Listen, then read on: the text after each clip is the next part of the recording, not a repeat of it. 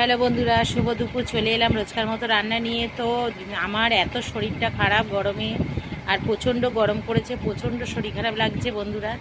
তো চলে এসেছি, দেখো ভাতের থালা নিয়ে বসে গেছি। খুব জোরে খিদেও পেয়েছে আর ভালোও লাগছে না। আজকে রান্নাটা সকাল সকালই করে নিয়েছি।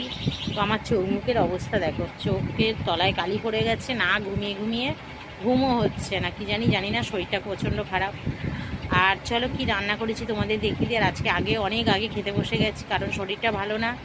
আর তার মধ্যে গ্যাসও শেষ, গ্যাসের জন্য আরও রান্নাটা আমার লেট হয়। আর ইন্ডাকশানে একটা লাগাবো, একটা করব, তো গ্যাসটা আমার শেষ হয়ে গেছে বন্ধুরা। তো তাই এই সকালবেলা করে রেখেছি। দেখো চলো তোমাদের দেখিয়ে দিই। তো এই দেখো বন্ধুরা, ইন্ডাকশানে রান্না করেছি। এই যে চিকেন কষা করেছি, আজকে সকালবেলাই করে নিয়েছি ইন্ডাকশানে। তো চিকেন কষা, এখানে হচ্ছে ভাত বাড়া হয়ে গেছে। এই যে এটা আমার ভাত, লেবু কেটে নিয়েছি, এই দেখো লেবু কেটে নিয়েছি। আর এখানে আছে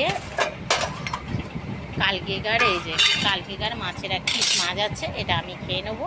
এই যে কালকেকার মাছ, এটা আমি খাবো। আর এটা তো এই দেখো, এই গামলায় করে ইন্ডাকশানে ভাত করেছি, এই যে ভাত।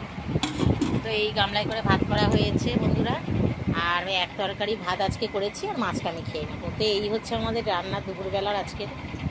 তো খেয়ে নিই, শরীরটা ভালো নেই, খেয়ে একটু শান্তিতে একটু ঘুমাই।